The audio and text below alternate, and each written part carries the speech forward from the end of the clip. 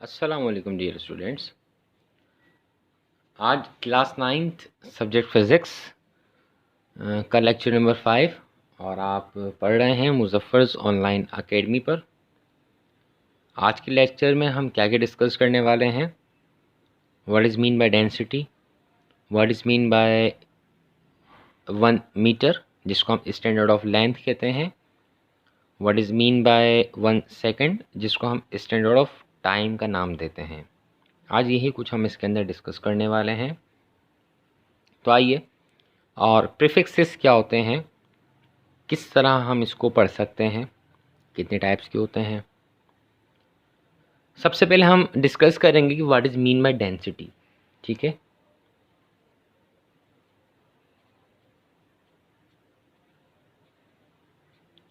Density की जो definition हमारी बुक्स में बताई गई है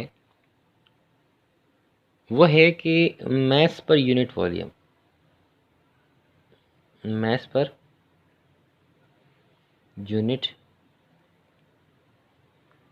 वॉल्यूम इज नोन एज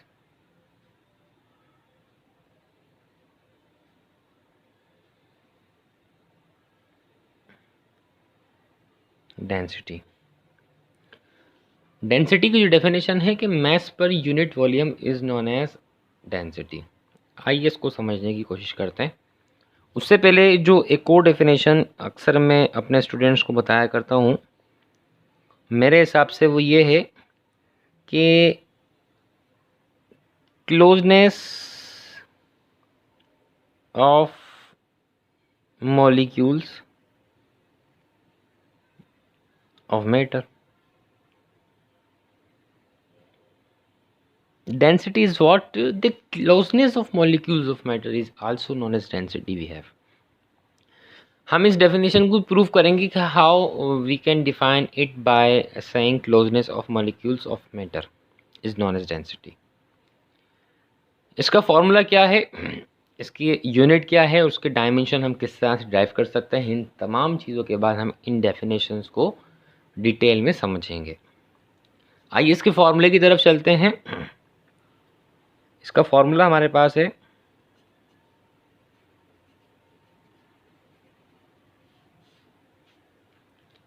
अच्छा, इसको एक ग्रीक लेटर रो से शो किया जाता है, इसको हम रो बोलते हैं। ठीक है, ये ग्रीक लेटर है, मैं लिख देता हूँ, इट इज़ अ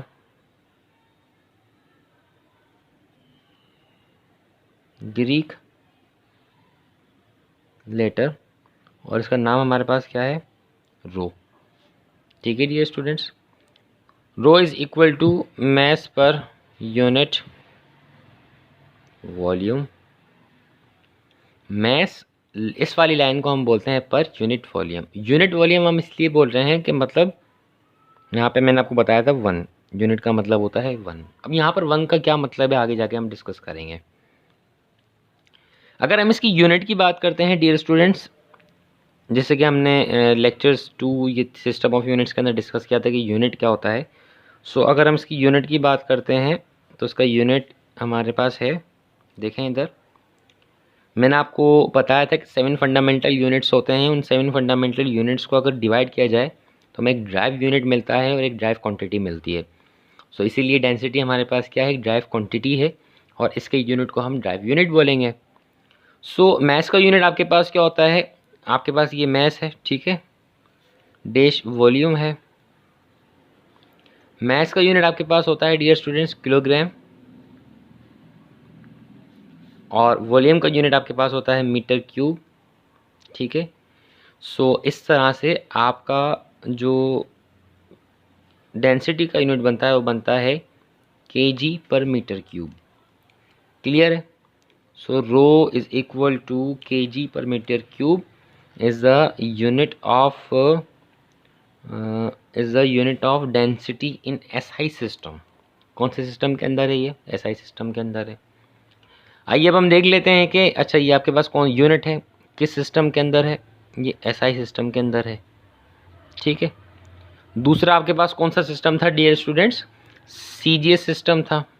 ठीक है, सीजीएस सिस्टम के अंदर जो मैस का यूनिट था वो ग्राम था, ठीक है, और जो लेंथ का यूनिट था वो सेंटीमीटर जिसको हम कहते हैं। सो ग्राम पर centimetre cube is the unit of density in CGS system. Third number पर हमारे पास था, अच्छा ये एसआई हो या एमकेएस या जिसको हम मक्सा मैट्रिक सिस्टम कहते हैं, बात एक ही है। एमकेएस सिस्टम में ही मज़ीद 4 क्वांटिटीज़ को इंक्लूड करके एसआई सिस्टम बनाया गया, ये बात आज मैं आपको बताता चलूँ। थर्ड हमारे पास था FPS system. So FPS system क्या होता है dear students? Foot, pound and second, ठीक है। एफपीएस सिस्टम के अंदर अगर हम यूनिट की बात करते हैं, रो इज़ इक्वल टू, वैसे रो इस तरह से बनाया जाता है, रो इज़ इक्वल टू, इस पर हमारे पास जो यूनिट था मैस का वो था स्लग, ठीक है। एफपीएस के अंदर ड्राइव यूनिट हमारे पास क्या है? मैस का स्लग होता है, और स्लग पर फुट क्यूब, क्योंकि लेंथ का में जो यूनिट होता है वो फुट होता है, foot pound second, so foot is the unit of length in FPS system. So ये हमारे पास इक्वल हो जाएगा foot slug per feet cube. Clear है इसका यूनिट्स? आइए अब हम इसकी डायमेंशन की तरफ चलते हैं। हमने अभी तक क्या पढ़ा? Mass per unit volume is known as density, या closeness of molecules of matter is also known as density we have. Clear है? आगे चलते हैं डियर स्टूडेंट्स। डियर स्टूडेंट्स, अगर हम इसकी डायमेंशन की बात करते हैं तो डायमेंशन इसकी डेंसिटी की हमारे पास क्या है, और ये आपके एमसीक्यूज़ में अक्सर आ सकती है। बेसिकली डायमेंशन होती क्या है? वैसे मैं आपको इसका एक शॉर्ट ब्रीफ करता चलूँ उसको। डायमेंशन हमारे पास बेसिकली ये टेल अस अबाउट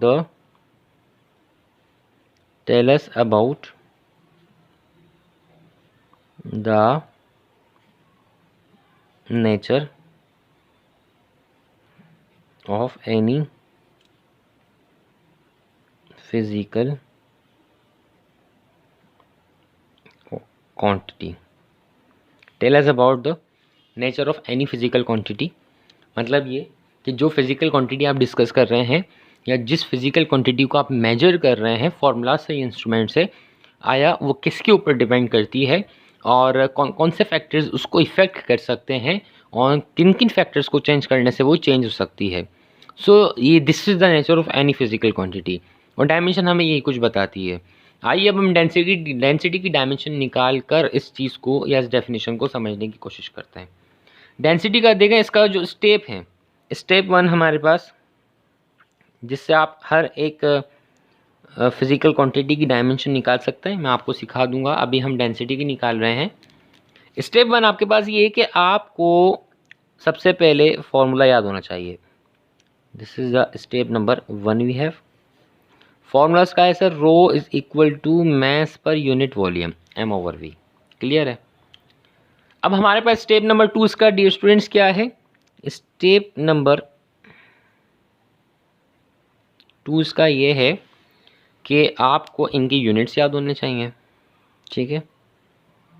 आपने ये यूनिट्स लिखे, rho is equal to, mass का यूनिट हमारे पास ऐसा ही होता है किलोग्राम, वॉल्यूम का होता है मीटर क्यूब। क्लियर है? अच्छा जी, थर्ड स्टेप इसके अंदर ये है कि आप इन यूनिट्स के सैम्पल्स राइट करें, मतलब लिख लें। स्टेप नंबर 3, मैथ्स का जो सैम्पल है, जो हम जब हम डायमेंशन बना रहे होते हैं, ये ड्राइव कर रहे होते हैं, जो मैथ्स का यूनिट हमारे पास सैम्पल होता है रो इज़ इक्वल टू, वो होता है m, ठीक है। क्योंकि अब मीटर हमारे पास लेंथ का यूनिट है, ऐसा यूनिट लेंथ का मीटर होता है, तो इसलिए यहाँ पर l आएगा।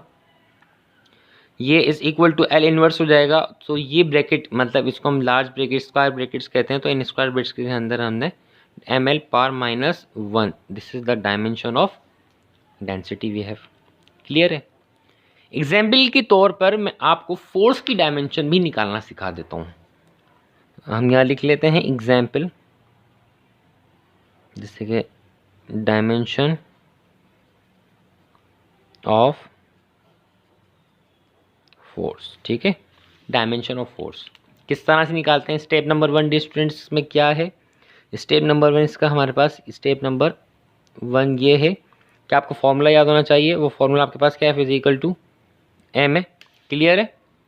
अच्छा जी, स्टेप नंबर 2 का डी स्टूडेंट्स हमारे पास क्या है? स्टेप नंबर 2 का ये है कि आपको इनकी यूनिट्स याद होने चाहिए। मैथ्स का यूनिट आपके पास होता है किलोग्राम, एक्सीलरेशन का आगे हम डिस्कस करेंगे, मीटर पर सेकंड स्क्वायर होता है। सो स्टेप नंबर 3 आपके पास क्या है? स्टेप नंबर 3 आपके पास ये है कि आप इनके सैम्बल्स लिख लें। किलोग्राम का जो सैम्बल होता है वो एम, मीटर लेंथ का यूनिट है, सेकंड टाइम का यूनिट है, तो टी स्क्वायर।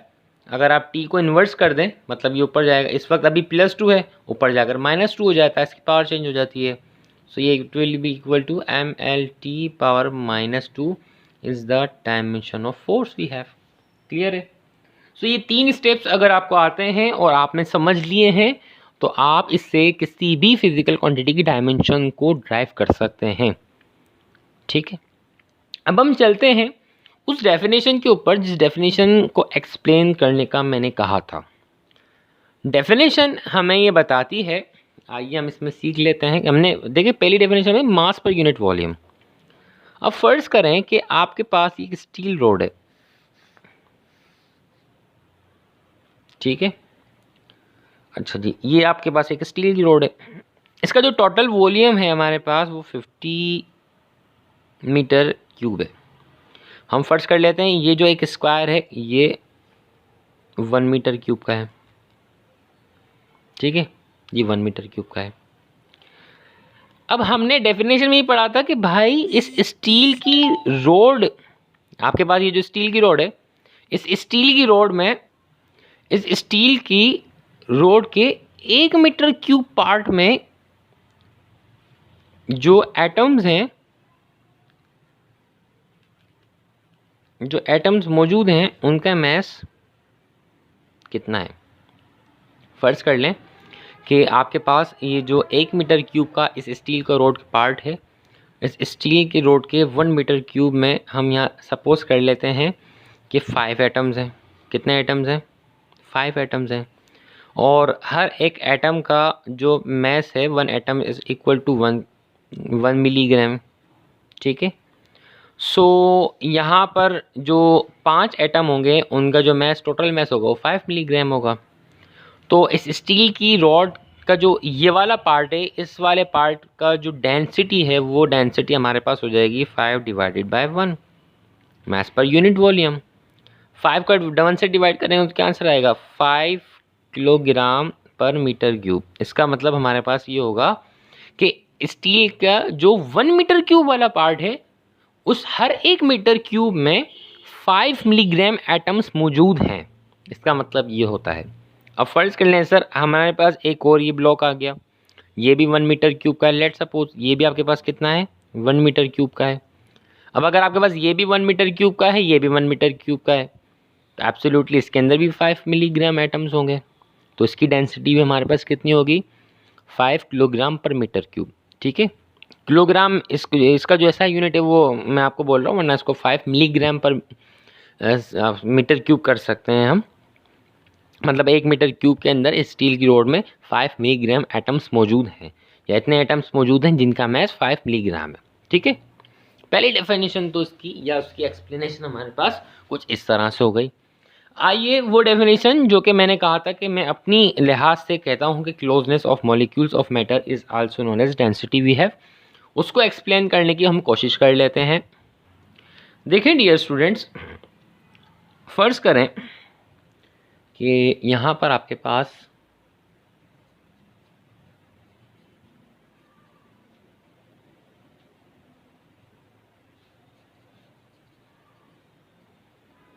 एक्सप्लेनेशन, यहाँ पर आपके पास एक गिलास है, ठीक है, और इस गिलास के अंदर बहुत सारे मॉलिक्यूल्स हैं, ठीक है। और इस गिलास के अंदर हमने जो पर किया है वो H2O किया है, जिसको हम वाटर कहते हैं। यहाँ पर आपके पास एक और गिलास है, और इस गिलास के अंदर आपके पास जो मॉलिक्यूल्स हैं वो वाटर के मॉलिक्यूल से थोड़े करीब हैं, आप देख सकते हैं, ठीक है। इस गिलास में हमारे पास क्या है? हनी है। यहाँ पर हमारे पास जो एक गिलास है इसको हमने पैक कर दिया है और यहाँ हमारे पास कौन सा स्टेट ऑफ मैटर है, CO2 कार्बन डाइऑक्साइड या फिर गैस है। अब देखें, हम ये कहते हैं कि कौन सा ज़्यादा मटेरियल, अगर मैं आप लोगों से पूछूं कि भाई बताएं इस गिलास में ऐसा कौन सा मटेरियल है या ऐसी कौन सा लिक्विड है या ऐसी कौन सी गैस है जो ज़्यादा डेंस है, तो आप लोग यही कहेंगे कि sir absolutely Honey is more dense. ठीक है, इसकी डेंसिटी क्या होगी हमारे पास, सबसे ज़्यादा मैक्सिमम होगी। सर इसकी डेंसिटी मैक्सिमम, अच्छा इसकी डेंसिटी से कम डेंसिटी इस वाटर की होगी। ठीक है, हम ये कह सकते हैं कि density of water is less than density of honey. Okay, अच्छा इन दोनों से कम किसकी डेंसिटी होगी हमारे पास, इसकी होगी, तो हम यहाँ लिख सकते हैं कि लेस डेंसिटी, लेस डेंसिटी। ठीक है डियर स्टूडेंट्स। अच्छा जी, अब आप मुझे ये बताएं कि अगर हम वाटर का ये पार्ट लें, ठीक है, ये एग्जैक्टली 1 मीटर क्यूब का हो, तो इसमें कितने एटम आ रहे हैं, ये कितने मॉलिक्यूल आ रहे हैं, एक मॉलिक्यूल आ रहा है। हम इस गिलास में भी 1 मीटर क्यूब ले लेते हैं और उसमें हम देख सकते हैं, या हम सपोज कर लेते हैं कि क्योंकि अब एटम्स करीब करीब है ना, तो 1 मीटर क्यूब के अंदर हो सकता है कि एक से ज़्यादा एटम आते हो। तो इसके अंदर कितने एटम्स आ रहे हैं सर, 2 आ रहे हैं। ठीक है, अब फर्ज कर लें कि ये आपके पास एक ऐसा गैस है जिसके अंदर ये 1 मीटर क्यूब है। अब इस 1 मीटर क्यूब के अंदर सिर्फ ये आधा एटम रहा है, तो इसके अंदर से कितना आया सर, 0.5 आ रहे हैं। ठीक है, इसके अंदर कितना आ रहा है, इसके एक आधा मॉलिक्यूल आ रहा है। सो कहने का मकसद ये है कि इसकी डेंसिटी कम इसलिए है क्योंकि इसके 1 मीटर क्यूब में सिर्फ एक मॉलिक्यूल आ रहा है। इसकी डेंसिटी इसलिए ज़्यादा है क्योंकि इसके मॉलिक्यूल करीब हैं और करीब होने की वजह से वो 1 मीटर क्यूब में बहुत सारे हैं। इसकी डेंसिटी सबसे ज़्यादा कम इसलिए है क्योंकि इसके मॉलिक्यूल्स इन दोनों चीज़ों से बहुत ज़्यादा दूर हैं और इन्हीं मॉलिक्यूल्स की दूरी की वजह से वो 1 मीटर क्यूब के 1 मीटर क्यूब में या तो आधा मॉलिक्यूल आ रहा है, हो सकता है एक भी आ रहा हो सकता है एक से ज़्यादा आ रहा हूँ। मैं आपको एक एग्जाम्पल के तौर पर समझा रहा हूँ। ठीक है, सो जितनी ज़्यादा मॉलिक्यूल्स किसी चीज़ के करीब होते हैं उतनी ज़्यादा सबसे, अगर मैं यहाँ पर आपके पास एक स्टील की रोड बना दूँ, अगर यहाँ पर आपके पास एक स्टील रोड बना दी जाए या किसी की भी एल्यूमिनियम आप ले लें, गोल्ड ले लें, सिल्वर ले लें, ठीक है, हम यहाँ ले लेते हैं कि गोल्ड, AU गोल्ड ले लेते हैं, तो एब्सोल्युटली अगर मैं कहूँ कि इसका 1 मीटर क्यूब हम पार्ट ले लेते हैं, तो इसके 1 मीटर क्यूब में इन तीनों से ज़्यादा नंबर ऑफ एटम्स होंगे। इन तीनों से ज़्यादा नंबर ऑफ एटम्स इसलिए होंगे क्योंकि ये इसके सॉलिड के जो एटम्स होते हैं वो बिल्कुल टाइटली पैक्ड होते हैं, इस तरह से बिल्कुल टाइटली पैक्ड होते हैं। तो वह 1 मीटर क्यूब के अंदर 1 2 3 4 5 6 जितनी भी आ सकते हैं, वो ज़्यादा आ सकते हैं। ये टाइटली पैक्ड नहीं होते, इनके निस्बत से दूर होते हैं, इसलिए यहाँ पर एक ही आ रहा है और उसकी डेंसिटी कम है। इससे ज़्यादा करीब मॉलिक्यूल इसके होते हैं जिसको हम हनी कहते हैं, और जब ये ज़्यादा गाढ़ा भी होता है, हम नहीं कहते ज़्यादा डेंस, बहुत ज़्यादा गाढ़ा हो रहा है, गाढ़ा इसलिए होता है क्योंकि उसकी डेंसिटी इंक्रीज हो जाती है। सो मैं उम्मीद करता हूँ आपको समझ में आया होगा कि what is mean by density, कि closeness of molecules of any material of any matter of any structure is known as density we have. Clear है? सो मैं उम्मीद करता हूँ आपको ये लेक्चर डेंसिटी के हवाले से समझ में आया होगा।